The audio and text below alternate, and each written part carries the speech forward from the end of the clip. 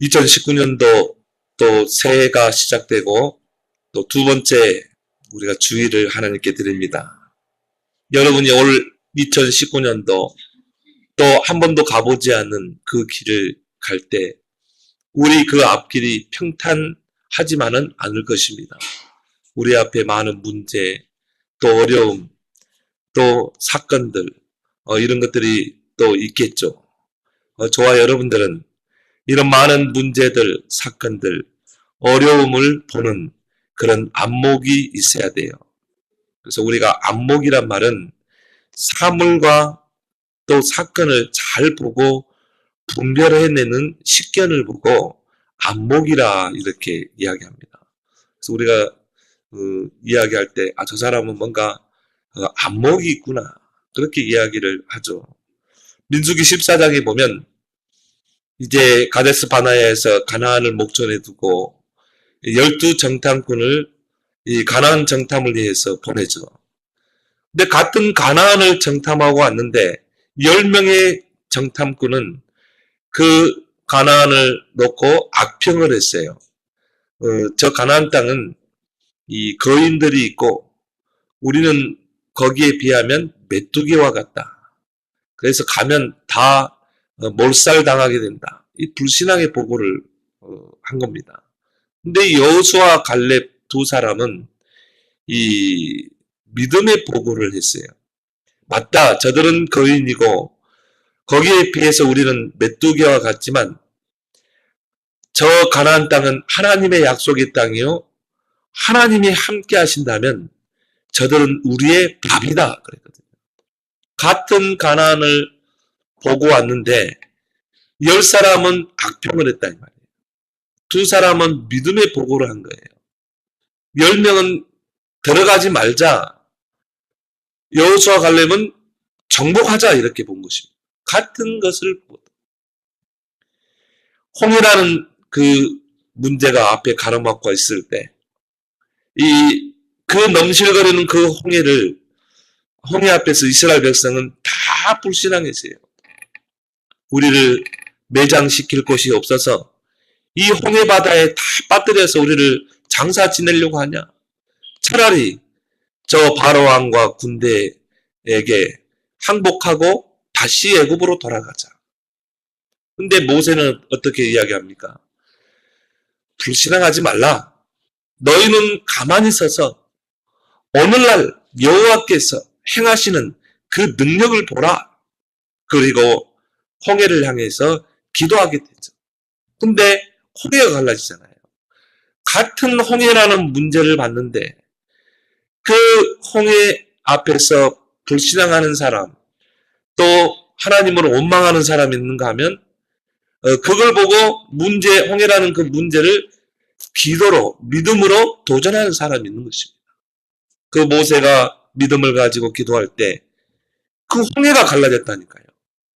좌우측에 그 바다가 벽과 같이 쌓이게 되고 그 홍해 바다를 마른 땅과 같이 건넜다고 그랬거든요. 이렇게 문제를 보고도 같은 문제와 사건을 놓고 불평하는 사람이 있고 불신앙하는 사람이 있고 믿음으로 도전하는 사람이 있는 것입니다. 문제와 사건과 어려움은 응답의 포인트입니다. 이걸 보는 안목이 있어야 돼요. 그 말은 하나님은 문제와 사건을 통해 또 어려운 환경을 통해 하나님의 중요한 계획을 이루신다는 것입니다. 이게 하나님의 방법이에요. 근데 이걸 못 보면 어떻게 합니까? 문제 앞에서 염려하죠. 어려움 당하면 낙심하게 되죠. 요셉에게 그 앞길에 많은 문제가 생기잖아요. 요셉은 하나님이 은혜를 베푼 자입니다. 꿈을 통해 하나님의 계획을 보이셨죠. 그 언약을 붙잡고 기도하는 그 요셉 앞에 문제가 생긴 거예요. 형들에 의해서 애굽의 노예로 팔려가게 되고 또 억울한 누명을 쓰고 감옥에 갇히게 되죠. 근데 우리가 그 속에 응답의 포인트를 보지 못하면 어떻게 돼요? 형들을 원망하게 되죠. 낙심하게 되죠. 절망 속에 빠지게 되죠. 근데 요셉은 그 문제 속에, 사건 속에 응답의 포인트를 본 것입니다.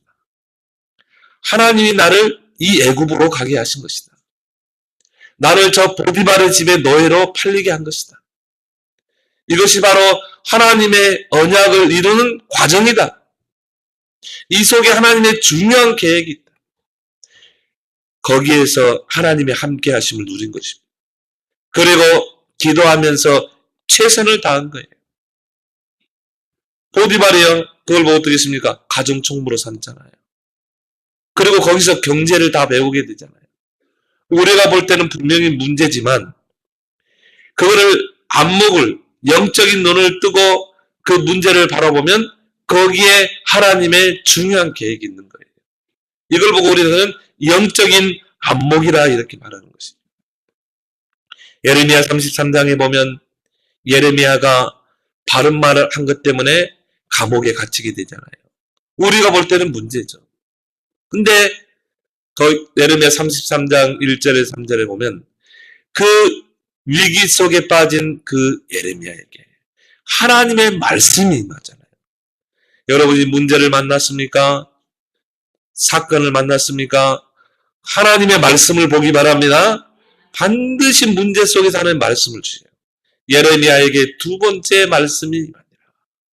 그러면서 하나님이 예레미야에게 자기를 소개합니다. 나는 일을 행하는 여호와다. 그 문제 속에서 중요한 일을 행하는 여호와다. 그것을 지어 성취하는 여호와다. 그 말은 뭘 말합니까? 문제 속에 하나님의 중요한 일과 계획이 숨겨져 있다. 그래서 너는 내게 부르짖으라. 내가 네게 응답하겠고 네가 알지 못하는 크고 비밀한 일을 보이리라. 그 문제 속에 네가 알지 못하는 하나님의 크고 비밀한 일을 보이리라. 이게 안목인 것입니다. 그래서 이것을 보는 사람은 문제를 만나면 당황하지 않습니다.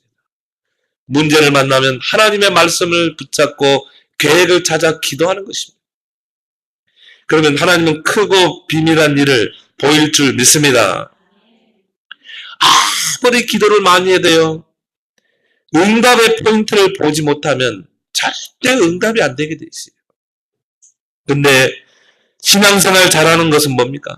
이 응답의 포인트를 잘 보는 것입니다.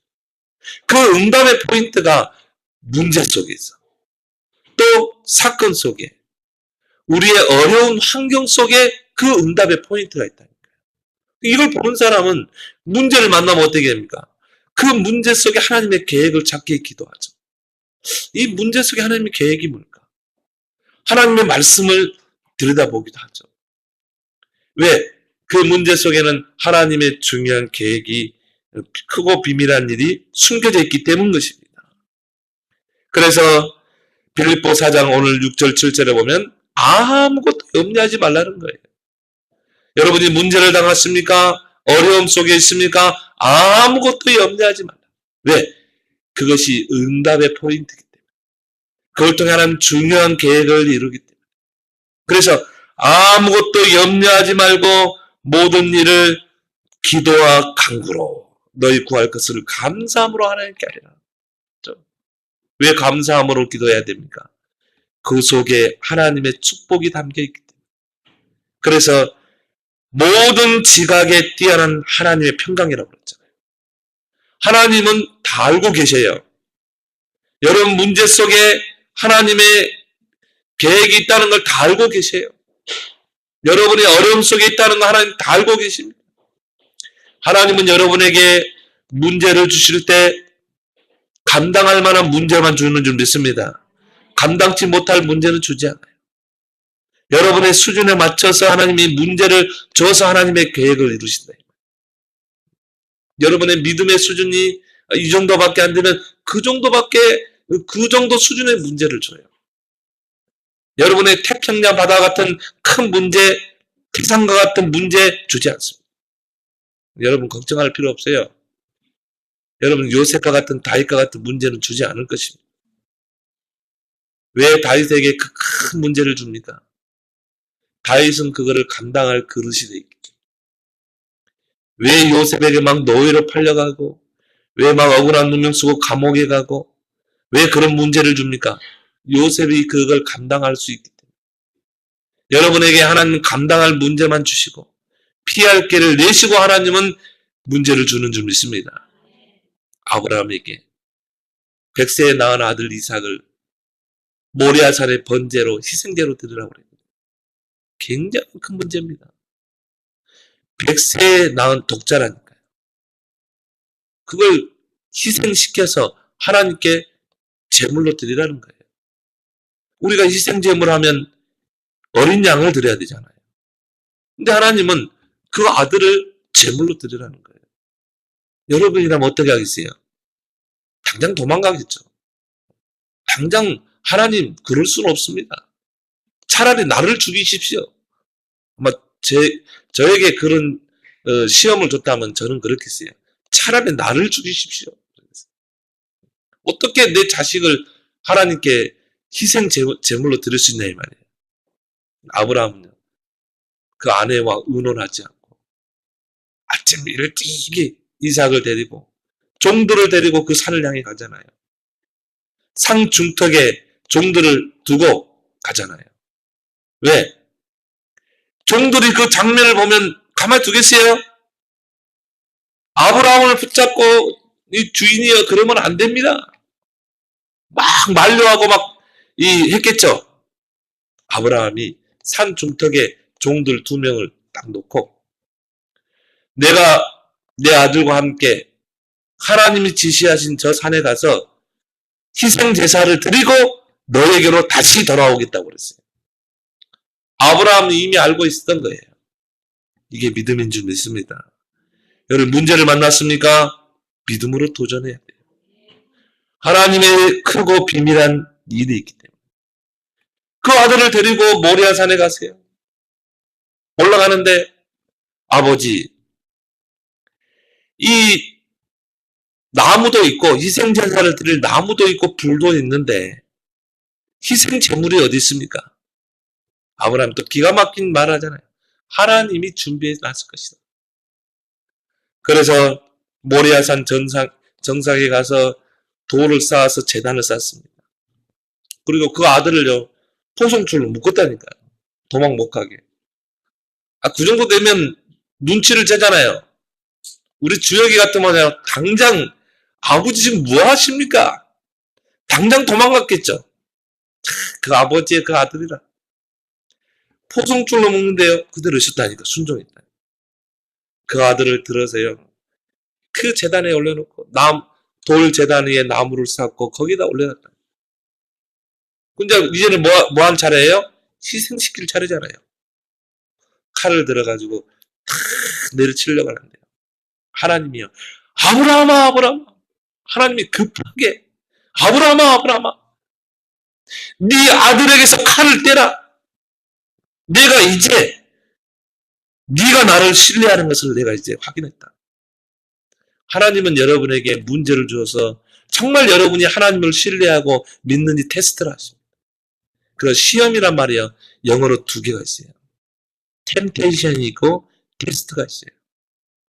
템테이션은 미혹이잖아요. 사단이 주는 그 시험에 여러분 걸려들면 안 돼요. 그건 템테이션이거든요. 하나님이 우리에게 주시는 시험은 테스트입니다. 테스트 해가지고 하나님 축복하는 거예요. 근데 그 테스트가 문제를 줘가지고 어려운 환경 속에 집어넣어서 내가 이제야 네가 나를 신뢰하는 것을 내가 확인했다. 근데 딱 보니까 저기에 순 염소가 다 걸려있는 거죠. 뿌리 나무에 걸려가지고 이 염소가요. 이걸 빼지 못하고 있는 거예요. 딱 하나님이 축복을 준비해놓고 시험을 주잖아요. 그때 아브라함에게 하나님이요. 모든 축복을 약속합니다. 이제 네가 나를 신뢰하는 것을 내가 확인했다. 너는 열국의 아비가 될 것이다. 네 씨가 하늘의 별과 같이 바다의 모래와 같이 번성하게 할 것이다. 너를 통해 천한 만민이 복을 받게 할 것이다. 모든 축복을 약속하잖아요.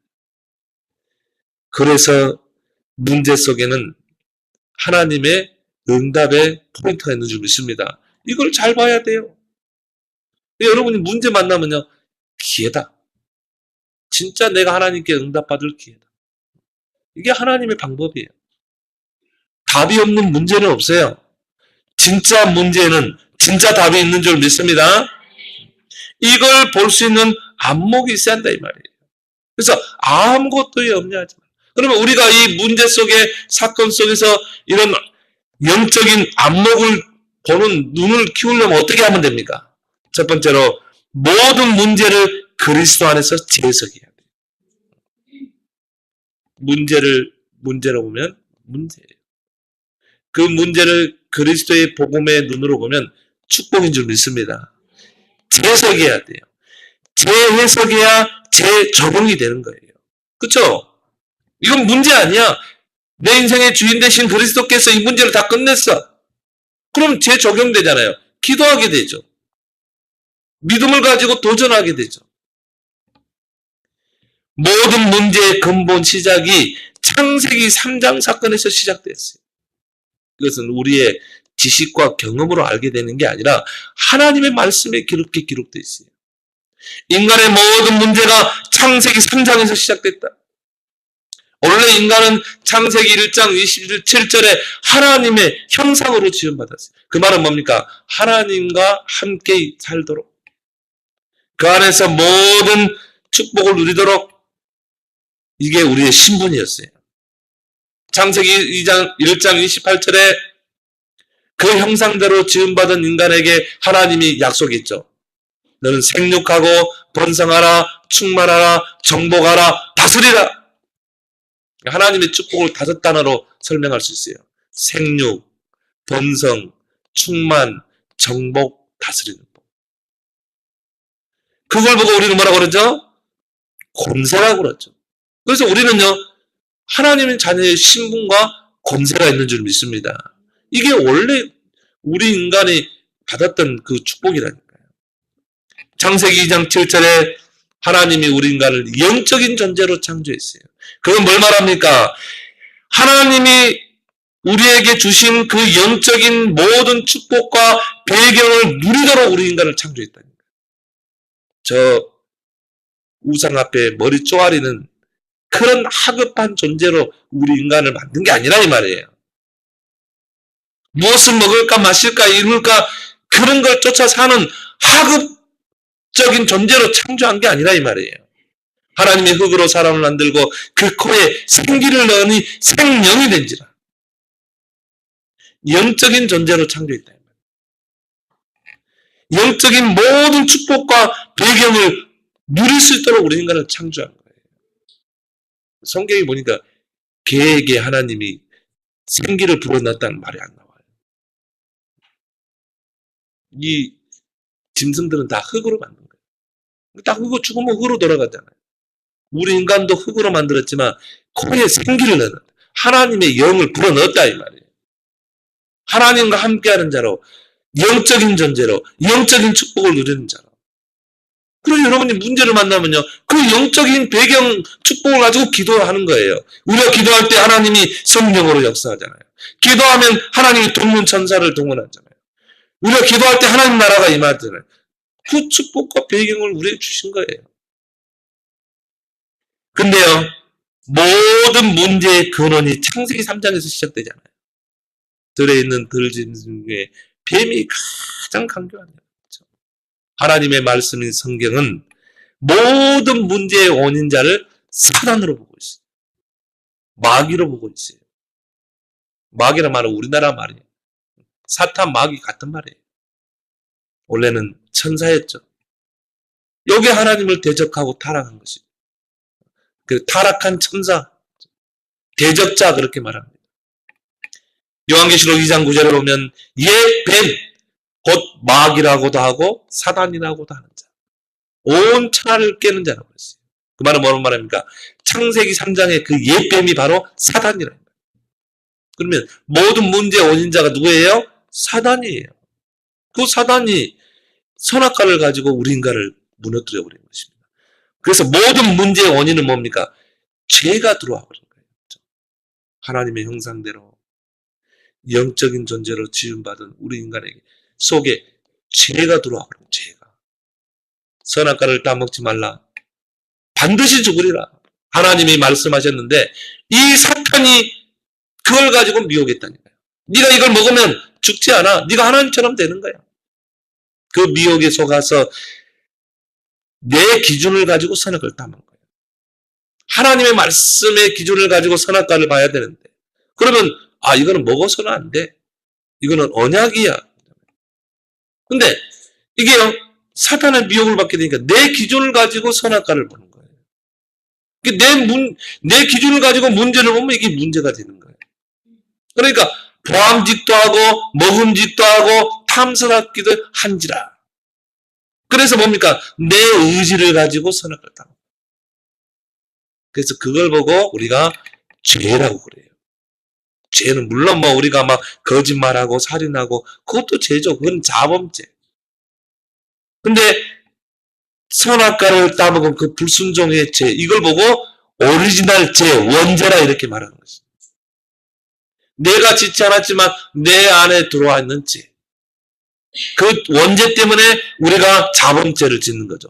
사람 죽이고 거짓말하고 도적질하고. 그 원죄가 우리 안에 들어오게 된 거예요. 그래서 로마서 3장 23절에 모든 사람이 죄를 범하였음에 하나님의 영광에 이르지 못하더니. 그 말은 뭡니까? 관역을 벗어나 버린 거예요. 그래서 죄라는 말이 헬라어로 하마르티아라고 그러죠. 하마르티아라는 말은 관역을 빗나가 버린 거예요. 우리가 하나님께서 우리에게 의도하시는 것, 하나님이 우리에게 주신 언약, 말씀, 이걸과 나 자신이 이게 관역을 딱 맞췄는데 이게 빗나가.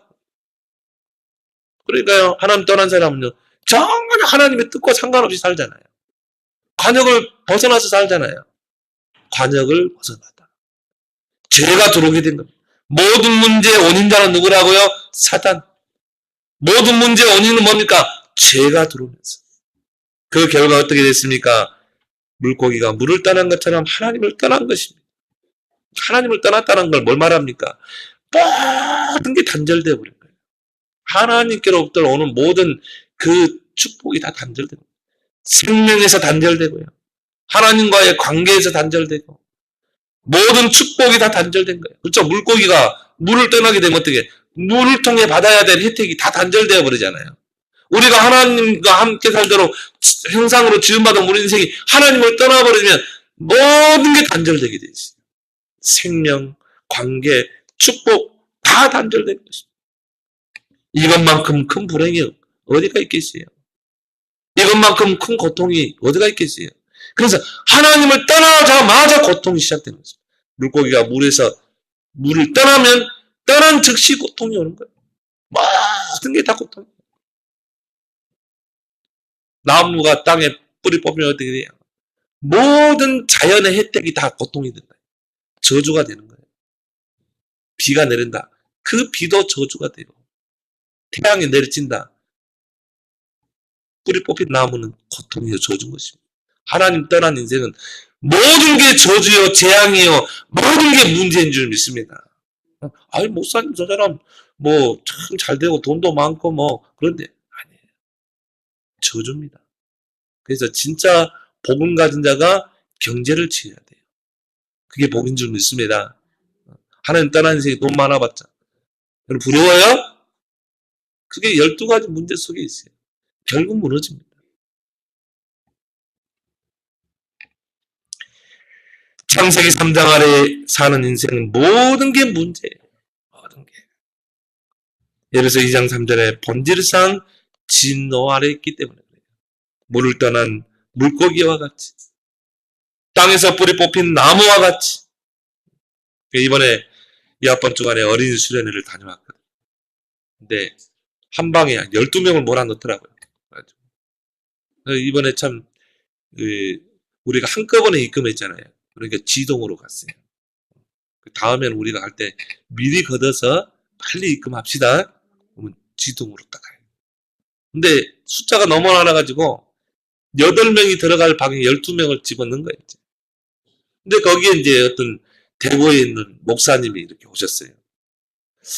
그래서 이제 이렇게 대구의 은혜교회 목사님과 이렇게 이야기를 하게 됐는데, 이분 이제 그 간증을 하더라고요. 자기 교회 권사가 이 개인 병원에 간호사로 있는 거라. 근데 이분이요, 사모를 하는 분이야. 근데 목사님 볼 때도요, 진짜 24시 하는 것 같아요. 기도도 보면요, 24시 하는 거. 근데 이분이 이제 그 가정의학과 개인병원, 조그맣대요. 조그만데 가정병원에 의학과에 딱 갔는데 이분이 뭐냐, 기도하는 분 아니에요. 그 병원을 놓고, 의사 원장을 놓고, 그 병원에 오는 환자들을 놓고, 계속 차트를 보면서 계속 기도하는 거예요. 그러니까 이 원장이 증산도에 있던 사람이에요. 근데 조그마한 허름한 병원인데요. 이 권사가 이 병원에 오면서부터 뭐냐면요, 계속 그 병원이 잘 된 거예요. 그 전에는 하는 일마다 안 되고, 자기의 몸에도 막 병도 있고, 의사인데 너무 고통스럽고, 그 증산도가 얼마나 귀신 많이 생깁니까? 근데 이 권사님이 딱 병원에 왔는데, 이 뭐 환자들을 보내는 거야, 하나님. 근데 가만히 그 원장이 보니까 이 권사가 기도하는 분이야. 이게 보이잖아요. 항상 보면은요, 딱 점심 먹고 거기 구석탱이에서 기도하는 거야. 항상 보면 이렇게 성경을 펴놓고 읽고 또 뭐 기도 수업 한다고 뭐 펴놓고. 이게 딱 보잖아요. 저 사람 진짜 하나님을 믿구나. 전국에서 이렇게 이 사람들이 몰려오는 거예요. 그러니까 이제 그 원장이 딱 간호사에게 이야기한 거예요. 각 군사님에게. 우리 병원에 오는 환자는 내 환자가 아니라는 거예요. 우리 병원에 오는 환자는 당신의 환자라는 거예요. 왜? 당신이 기도해서 지금 이게 온다는 거예요. 그럼 불신자가 그런 이야기를 한 거예요. 그래서 당신이 믿고 싶은, 당신이 믿는 그 하나님을 내가 믿고 싶다. 그게 전도인 줄 믿습니다. 그러니까 우리 상임위원 목사님들이요, 다 갔어요, 그쪽으로.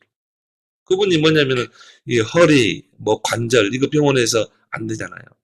그 주사 이거 하나 넣으면은 그게 다 근본으로 치유되는 거예요. 그게 막 전국에서 몰려드는 거예요. 그래서 가정의학과, 전국에 있는 가정의학과 중에 최고로 돈을 많이 버는 그런 병원이에요. 근데 교회도 조그만 교회인데요. 뭐 이분이 뭐 교회에서 헌금하니까 뭐 목사님 카드 딱 주면서 목사님 이거 가지고 마음껏 선교하시라.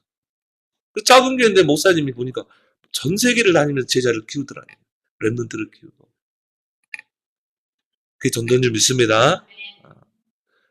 정말 그 예수 믿기 전에는요, 하는 말 안 되고 막 집안에 풍지박산 막 가정에 문제 오고 자식에게 문제 오는데 한 사람이 들어와가지고 기도하니까요, 이게 바뀌어버린 거예요. 회사가. 병원이 바뀌어버린 거예요. 그래서 창세기 3장 안에 있는 인생은 모든 것이 문제되지만 그리스도 안에 있으면 모든 것이 축복이 될 줄 믿습니다. 로마서 5장 8절에 그리스도께서 우리를 위하여 십자가에 지심으로 하나님께서 우리에게 대한 사랑을 확증하셨느니라. 그리스도께서 십자가 지심으로 모든 문제를 해결한 것입니다. 다 이루었다. 우리 인간의 모든 문제의 근본원인 창세기 3장 세 가지 문제를 다 이루었다. 부족함이 없이 완전히 끝낸 줄 믿습니다. 바로 왕, 제사장, 선지자의 그 일을 통해서 모든 문제의 원인자 사탄의 권세를 깨뜨렸잖아요. 모든 문제의 원인인 죄 문제를 해결했잖아요. 하나님 떠난 자들에게 하나님 만나는 길을 열었잖아요. 창세기 3장 안에 있으면 모든 것이 문제라니까. 왜? 근본을 떠나버렸기 때문에. 그러나 그리스도 안에 있으면 모든 문제가 축복인 줄 믿습니다. 왜요? 그리스도 안에 있기 때문에. 방주 안에 있으면 그 안에서 넘어져도 괜찮아요. 자빠져도 괜찮아요. 시험 들어도 괜찮아요. 방주 안에 문제가 일어났다. 괜찮아요. 왜 그래요? 방주 안에 있기 때문에. 여러분이 현실에 문제가 많습니까? 어려움이 많습니까? 말 못할 고민이 있습니까? 괜찮아요. 그리스도 안에 있기 때문에. 그리스도 안에서 문제라. 그리고 여러분의 주인이 그리스도잖아요. 그래서 너희 염려를 다 주께 맡겨버리라는 거예요. 그것 가지고 머리 싸움할 필요 없다는 말이에요. 그것 가지고 여러분이 시간 낭비할 필요 없다 이 말이에요. 저는요, 그거 알고 또는 문제 오면 주님 맡깁니다. 오히려 전도하러 갔어요. 왜? 그건 내 문제 아니거든. 그리고 가만히 있으면 해결되는 문제가 많아요. 우리가 괜히 조급해서 그렇지. 그래서 감사함으로 기도하라. 아무것도 염려하지 말고. 왜? 지각에 뛰어난 하나님. 모든 걸 다 알고 계신다 이 말. 여러분에게 어떤 문제가 있는지. 하나님이 여러분 문제를 줘서 하나님의 계획을 이루고 계신데 다 알고 계시기 때문에 문제를 만나면 어떻게 해야 돼요? 감사함으로 기도하는 것입니다. 믿음으로 기도하는 것입니다. 그리스도 안에서 모든 문제를 재해석하는 여러분 되기를 바랍니다. 재해석이 돼야 재조경이 될 거 아닙니까? 기도해야 되겠구나. 집중 기도해야 되겠구나. 두 번째 뭡니까? 모든 문제는 하나님의 사인입니다. 그 문제 속에 하나님의 사인을 봐야 돼요. 그걸 보고 안목이라 이렇게 말하잖아요. 그래, 야구 경기에서 보면 투수와 포수가 있잖아요. 이 투수는 포수의 사인을 잘 봐야 돼요. 이 상대 타자가 이 안쪽 공을 잘 친다 이 말이에요. 그러면 포수는 이 선수를 타자를 잘 알잖아요. 바깥으로 던지라고 이렇게 사인을 하죠. 그럼 투수는 어떻게 해야 돼요? 바깥쪽으로 던져야 돼요. 안쪽으로 던지면 어떻게 합니까? 당장 때려 맞잖아요. 그럼 경기 지잖아요. 투수는 포수를 잘 봐야 돼요. 사인을. 또 타자는 감독의 사인을 잘 봐야 돼요. 예를 들어서 1루에 지금 우리 선수가 나가 있다 이 말. 히트앤드런이라고 그러죠. 치고 달리는 거. 감독이 사인을 하면 어때야 돼요? 이 공이 좋게 오든 나쁘게 오든 무조건 쳐야 돼요. 그래 1루에 있는 선수가 뛰어갈 수 있잖아요. 2루로. 하나님이 우리에게 문제를 통해 어려움을 통해 사인을 보내는 것입니다. 그걸 보지 못하면 어때요? 다 엇박자가 나는 거예요. 결국 뭡니까? 경기에 우승할 수 없는 것입니다. 문제 속에 하나님의 사인을 보는 그런 안목이 열리길 바랍니다. 하나님께서는 문제를 통해서 하나님의 계획을 이루신다 이 말이에요. 이 하나님의 계획을 찾는 그 사인을 보라 이 말이죠. 때로는 하나님께서 우리에게 문제를 줘서 기다리라고 하는 사인을 보냅니다. 그럼 어떻게 해야 돼요? 기다려야 돼요. 임만을 누리면서 기다려야 돼요. 창세기 39장 2절에 노예로 팔려갔다 이 말이에요. 그건 기약이 없어요. 너 몇 년까지만 노예, 그게 아니잖아요. 노예로 팔려면 평생 노예로 살 수도 있어요. 근데 그거는 하나님의 사인이야. 너 그 노예 자리에서 기다려. 최선을 다하면서. 그러면 요셉은 어떻게 해야 돼요? 진짜 임마누엘을 누려야 돼요. 진짜 하나님이 나와 함께 하심을 누려야 돼요. 그리고 모든 일에 최선을 다하면서 기다리는 것입니다. 기약은 없어요. 그건 하나님만 알고 있어요. 언제까지 이 노예로 있어야 되는 건지 하나님만 알고 있어요. 하나님은 그 뜻이 일정하시다고 그랬어요. 하나님만 알고 있는 시간표가 있다. 그럼 그때까지는 우리는 어떻게 해야 돼요? 기다리는 것입니다. 그것도 하나님이 함께 하시는 그 임만을 누리면서. 때로는 문제를 통해서 집중하라는 사인을 보낼 때가 있습니다. 그럼 어떻게 해야 돼요? 집중해서 기도를 붙는 것입니다. 이 전도자 바울 앞에요. 문이 막히는 것입니다. 바울은요, 아시아를 향해서 모든 계획을 다 막히는 거예요. 그럼 어떻게 해야 돼요? 집중하라는 사인이에요. 그래서 드로아에서 어떻게 합니까? 집중해서 기도하잖아요. 집중해서. 하나님의 계획이 뭘까? 왜 하나님이 그 아시아의 문을 막으시는지. 그럼 하나님이 보여주시는 그 길이 뭔가? 집중해서 기도하는데 하나님이 마게도냐로 딱 보이잖아요. 아시아로 먼저 가지 말고 유럽으로 먼저 가라. 그래서 복음이 먼저 유럽으로 들어간 겁니다. 그러고 나서 모든 축을 하나님이 서구에서 지금은 동구로 다 바꾸잖아요. 옮기잖아요. 그래서 지금 복음이 이 동구 쪽으로 가는 거예요. 지금 그래서 우리 한반도에 중국으로 쪽으로 막 복음이 들어가는 거죠. 그게 하나님의 뭐예요? 계획이라 이 말이에요. 그걸 못 보고 그 사인을 못 보고 바울이 계속 아시아로 가려면 어떻게 했겠어요? 하나님이 이제 막 더 맞겠죠. 사인을 잘 봐야 돼. 여러분 문제 있습니까? 집중해야 되구나. 이 문제 속에 하나님의 계획을 찾기 위해서 집중 기도해야 되구나. 그 사인을 잘 봐야 되는 거죠. 그래서 바울이 하나님의 계획을 보고 뭡니까? 드로아로, 이 마게도냐로 직행해야 하잖아요. 왜? 이제 봤기 때문에. 때로는 문제를 통해 도전하라는 사인을 보낼 때도 있습니다. 그럼 어떻게 해야 돼요? 도전하는 것입니다. 그래서 마태복음 7장 7절 8절에 구하라, 찾으라, 두드리라. 이제 하나님의 계획을 봤으면 어떻게 돼요? 찾고 두드리는 것입니다. 그래서 하나님이 출애굽한 이스라엘 백성이 이 광야길을 갈 때 언약궤를 딱 앞세우고 가라고 돼. 이게 하나님의 사인이에요. 그 언약궤가 가면 가고 멈추면 멈추고 이게 사인이에요. 언약궤가 요단으로 가면 어떻게 해야 돼요? 사인이구나. 이제 믿음으로 들어가는 거예요. 요단을 밟는 것입니다. 거기서요 막 근심 걱정하고 어떻게 저 요단으로 들어갈까? 저거 다 요단강에 다 수장시키려고 하는 거야. 이 안목이 안 열리면요 거기서 불평하고 원망하고 막 다 하는 거예요. 머리 싸매고 해야 돼요. 근데 하나님의 사인을 보는 사람은 어떻게 합니까? 그래 요단을 밟는 거다. 언약궤를 맨 제사장이 요단을 밟을 때 어떻게 했습니까? 요단강이 갈라졌답니다. 여러분을 돌아라. 하나님 사인이잖아요. 그럼 도는 거예요. 도전하는 것입니다. 그래서 이 광야길을 갈 때요. 그 언약궤가 탁 갈 때 구름이 탁 떠오르잖아요.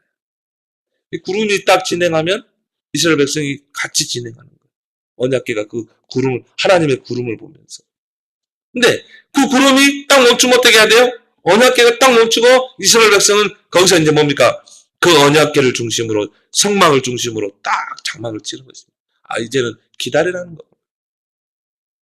그래서 거기서 기다릴 때는요 창문을 딱 그 성전을 향해 놓고. 근데 거기에 구름이 여호와의 구름이 딱 떠올랐다면 빨리 철수시켜야 돼요. 철수시키고 또 진행해야 돼요. 이게 하나님의 사인이에요. 구약 시대는 이렇게 보이는 것으로 하나님 사인을 보일 때. 지금은 하나님이 성령으로 우리를 보여주는 줄 믿습니다. 그러니까 우리는 성령에 예민해야 돼요. 왜 우리가 말씀의 흐름을 따라가야 됩니까? 왜 기도해야 됩니까? 성령의 조명 때문에. 하나님의 사인을 잘 봐야 되기 때문에 그런 거죠. 그래서 하나님의 그 사인을 못 보게 되면 하나님과 모든 게 안 맞게 돼요. 다 벗어나는, 마치 투수와 포수와 같이. 투수는 이 포수의 사인을 잘 봐야 되잖아요. 근데 우리가 하나님의 사인을 문제 속에 사건 속에서 못 보게 되면 빠르게 빗나가는 것입니다. 우리 앞에 홍해라는 문제가 딱 부딪혔다. 그럼 어떻게 해야 돼요? 그건 도전하라는 사인이잖아요. 근데 이스라엘 백성은요, 그 홍해를 보고 막 거기서 원망하고 막 불평하고 다 죽게 됐다. 이 광야라는 그 어려운 환경이 딱 부딪히잖아요. 당장 광야는 거칠죠. 어렵죠. 그럼 어떻게 하면 기도하라는 사인이잖아요. 근데요, 그 환경을 보고 막 불신앙에 빠지고 또 낙심하고 불평하고. 광야는 우리의 거울이라고 그랬거든요. 우리를 향한 교훈이에요. 나를 비춰볼 수 있는 교훈이라. 내 인생의 광야에 이런 많은 어려운 환경이 있는데 나는 그 환경 속에서 하나님의 사인을 보느냐 보지 못하느냐. 정탐꾼을 가나안에 보냈는데 그건 뭡니까? 사실을 보라는 건 아닙니까? 사실을 봐야 되는데 그 껍데기만 본 거예요. 그러니까 불신앙하고 원망할 수밖에 없는 거죠. 악평할 수밖에 없는 거죠. 그래서 하나님은 일주이면 가나안 땅으로 들어갈 수 있는데요. 40년을 걸리겠다. 네, 하나님의 사인을 못 보니. 그럼 다 놓치게 되는 것입니다. 근데 여호수아 그 백성들은 달랐죠. 하나님의 사인을 정확하게 보고 도전한 것입니다. 그것도 전 백성이. 초대교회도 똑같았어요. 전 마가다락방에 모인 성도들이 렘넌트까지 하나님의 사인을 딱 본 겁니다. 그리스도, 하나님 나라, 오직 성령. 그 사인을 보니까 어떻게 됩니까? 그걸 붙잡고 집중한 거예요. 그러니까 어떻게 해요? 오순절에 불과 반응 같은 성령과 함께 3천 제자 운동이 일어났잖아요. 그럼 우리 교회 2019년도 우리 교회 사인을 잘 봐야 되죠. 그걸 줬잖아요. 3천 제자 운동 시작. 그럼 어떻게 한다? 우리는 다 모두가 사몬을 3제자로 옮기시되자. 이게 올해 주신 사인인 줄 믿습니다. 이 사인을 붙잡고 전 성도가 하나 돼서 렘넌트까지 가게 되면 요단이 갈라지고 여리고가 무너지는 역사가 일어날 줄 믿습니다. 그래서 욥기 23장 13절 14절에 보면 여호와의 뜻은 일정하시나니 내게 작정하신 것을 반드시 이루실 것이라. 이런 일이 그에게 많이 있느니라. 하나님의 뜻은 일정하다 이 말이에요. 그 말은 뭘 말합니까? 뜻이 일정하게 정해져 있다 이 말이에요. 여러분에게 문제를 줘서 사건을 줘서 어려운 환경에 여러분을 두게 해서 하나님의 뜻을 일정하게 이루신다. 그 말은 하나님의 그 문제 속에 하나님의 정확한 시간표와 정확한 계획이 들어있다. 그게 하나님의 뜻은 일정하다는 거예요. 정확한 시간표가 그 속에 있고 정확한 하나님의 계획과 축복이 그 속에 있는 줄 믿습니다. 하나님은 변치 않아요. 한 입 가지고 두말하지 않습니다. 왜? 하나님은 뜻이 일정하기 때문에. 그러면요, 문제 속에는 100% 하나님의 계획이 있는 거 아니에요. 근데 중요한 거는 우리가 그 하나님의 사인을 어떻게 보느냐는 거죠. 그래서 말씀의 흐름을 따라가라는 거예요. 광야길을 가는 동안에요, 언약길을 따라가라는 것입니다. 여러분 문제를 만났으면요, 문제 속에 하나님의 계획이 뭘까? 말씀의 흐름 속에 찾는 것입니다. 그리고 우리가 사모를 하는 거죠. 왜요? 그 속에서 하나님의 성령의 말씀을 통한 성령의 조명을 받아야 되기 때문에. 그래서 고린도전서 2장 10절에서 11절에 오직 하나님이 이것을 성령으로 우리에게 보이셨으니 성령은 하나님 아버지의 기쁜 뜻을 통달하게 하시니 하나님의 일은 하나님의 영 외에는 아무도 알지 못하니라. 하나님이 여러분에게 문제를 줬다 이 말이에요. 하나님이 여러분에게 사건을 주고 어려움을 줬다 이 말이에요. 하나님이 중요한 일을 이루기 위해서 문제를 줬잖아요. 그러면 이것을 알리는 분은 누구라고요? 하나님의 영이라 이 말이에요. 하나님의 일은 하나님의 영 외에는 아무도 알지 못합니다. 그럼 우리는 어떻게 해야 돼요? 문제를 만나면 성령께서 어떻게 조명하시는가? 이 문제를. 그래 우리가 말씀을 붙잡는 것입니다. 하나님 말씀은 뭐라고 말하는가? 그래서 하나님의 말씀을 보고 우리는 뭐라고 그러죠? 빛이라 이렇게 말하잖아요. 시편 119편 105절에 하나님 말씀은 내 발의 등이요 내 길에 비친다. 캄캄한 밤에 앞길을 비춰주는 빛이라 이 말이에요. 그걸 성령의 조명이라고 그러죠. 말씀을 통해 성령이 탁 조명해 주는 것입니다. 근데 성도들이 보면요, 그걸 놓치는 거예요. 그래서 우리가 여러분이 문제를 만나면 어떻게 됩니까? 말씀 속에서 확인해야 돼요. 하나님의 계획이 뭔가, 하나님 말씀 속에는 뭐라고 말하는가. 그리고 어떻게 합니까? 그 말씀을 좀 기도해야 돼요. 그래야 성령께서 딱 조명해 주시는 것입니다. 하나님의 일은 하나님의 영위에는 알지 못합니다. 하나님의 일을 성령으로 보이셨나니 하나님의 사인을 잘 보기 바랍니다. 그래서 우리가 말씀에 사모늘에 집중하는 것입니다. 여러분이요, 정말 사모늘에 길들여져 보세요. 24시 사모늘 속에 들어가 보세요.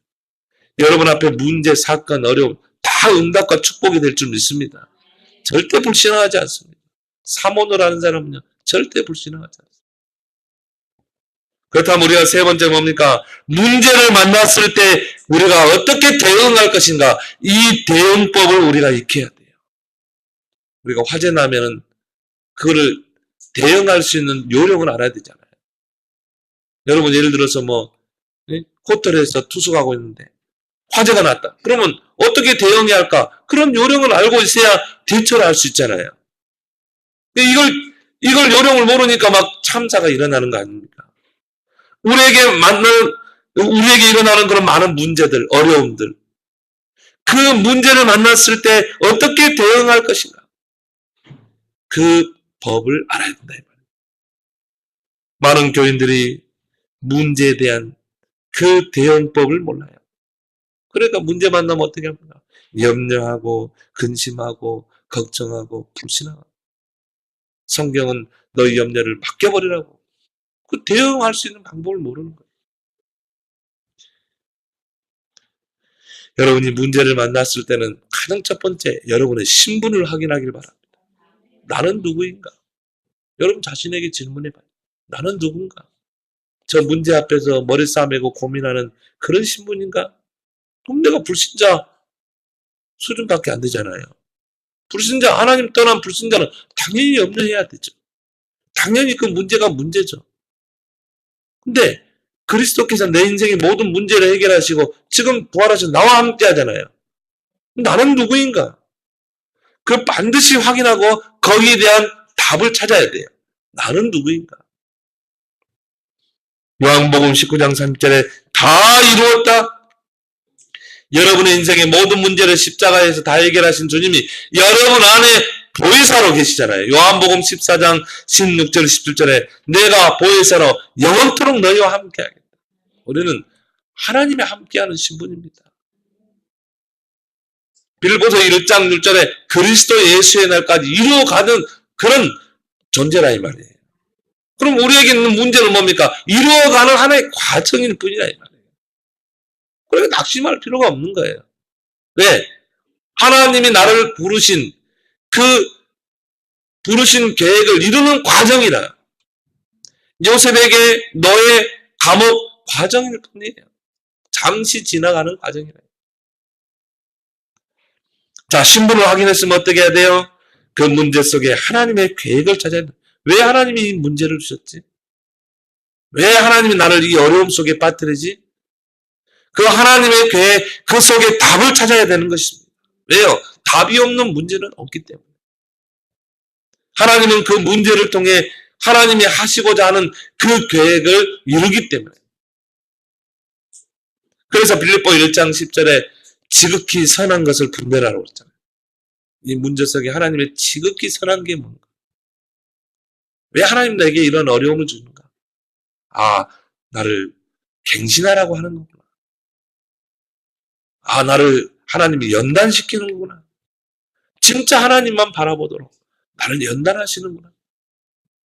그걸 여러분이 이제 하나님의 계획을 다 찾아야 돼요. 뭘 통해? 하나님의 말씀을 통해. 하나님의 말씀이 뭐라고 말씀하시는 거예요. 그래서 고린도전서 10장 6절에 보니까 이런 것들이 다 거울이라고 그랬어요. 하나님의 말씀은 거울입니다. 이 말씀을 통해 그 하나님의 계획을 찾는 것입니다. 그래서 우리는 그 말씀 속에 하나님의 계획을 찾았으면 어떻게 해야 돼요? 이제 부르짖는 것입니다. 너는 내게 부르짖으라. 내가 네게 응답하겠고 크고 비밀한 일을 보이리라. 예레미야 33장 3절. 그 말씀 속에서 하나님의 계획을 찾았으면 어떻게 해야 돼요? 요한복음 15장 7절에 이제 그 말씀 붙잡고 기도 속에 들어가는 것입니다. 너희가 내 안에 거하고 내 말이 너희 안에 거하면 무엇이든지 원하는 대로 구하라. 그러면 이루어져요. 말씀 붙잡고. 그것도 뭡니까? 오늘 빌립보 4장 6절 7절에 뭐예요? 감사함으로. 왜? 하나님의 계획을 찾았기 때문에. 감사함으로 하나님께 기도와 간구로 기도하는 것입니다. 모든 지각에 뛰어난 하나님의 평강, 그리스도 예수 안에서 너희 마음과 생각을 지키시라. 마음이 평강해지는 거예요. 내 마음이 불안하고 뭔가 근심 걱정이 가득 찬 게 아니라 내 마음이 평강해지는 거예요. 왜? 이미 마음과 생각 속에 응답을 주신 것입니다. 그렇죠? 응답을 이미 받은 거예요. 그게 하나님의 평강인 것입니다. 그래서 하나님이 내게 응답을 주실 때는 가장 먼저 평강이 오는 거예요. 그래서 여러분이 문제를 만나면 하나님의 말씀을 붙잡고 계속 집중해서 기도하는, 언제까지? 내 마음과 생각 속에 평안과 함께 확신이 딱 올 때까지. 아, 이건 하나님이 하신다. 그 확신이 올 때까지 기도하기 바랍니다. 그래서 그리스도 예수 안에는 하나님의 평강이, 그리스도 예수 안에서 너의 마음과 생각을 지키시는 거죠. 여러분 마음과 생각을, 확신을 딱 주는 거예요. 하나님이 하시겠다. 그런 거 체험 못했습니까? 순간순간 체험하거든요. 그게 여러분이 말씀 붙잡고 기도하는 것인 줄 믿습니다. 그래서 오늘 주신 말씀을 여러분 딱 붙잡고, 모든 문제는 하나님의 응답의 포인트가 있다. 하나님의 중요한 사인이 있다. 이제 모든 염려를 다 주께 맡겨버리기 바랍니다. 이제 내 현실 앞에 문제, 어려움은 내가 아니다. 이거는 하나님이 내게 주신 기도거리다. 응답거리다. 그래서 여러분이 문제가 많은 사람은요, 어려움이 많은 사람은 큰 그릇이에요. 큰 그릇. 하나님, 여러분, 내가 문제가 많고 어려움이 많다. 아, 나는 큰 그릇이구나. 그럼 여러분이요, 문제가 많으면 응답거리도 많은 거예요. 기도거리도 많은 거예요. 그래서 2019년도에는 여러분 현실 앞에 문제, 사건, 어려움 다 응답과 축복으로 바꾸는 그런 증인 되기를 예수 그리스도로 축원합니다. 하나님 아버지, 2019년도 한 번도 가보지 않는 그 길이 평탄하지만은 않을 것인데, 우리가 가는 그 인생의 길, 많은 문제, 어려움, 또 사건들이 도사리고 있을 텐데, 그 앞에서 낙심하고 좌절하지 않고, 그 속에서 하나님의 사인을 보고, 응답의 포인트를 보고, 이제 말씀 속에 하나님의 계획을 찾고, 이제 너는 내게 부르짖으라. 내가 네게 응답하겠고, 네가 알지 못하는 크고 비밀한 일을 보이라고 했사오니, 이제 그 문제 가지고 하나님의 계획을 찾아 집중해서 기도해서 모든 문제를, 어려움을 응답과 축복으로 바꾸는 그런 복의 근원 증인 다 되게 주옵소서. 예수님의 이름으로 기도드리옵나이다. 아멘.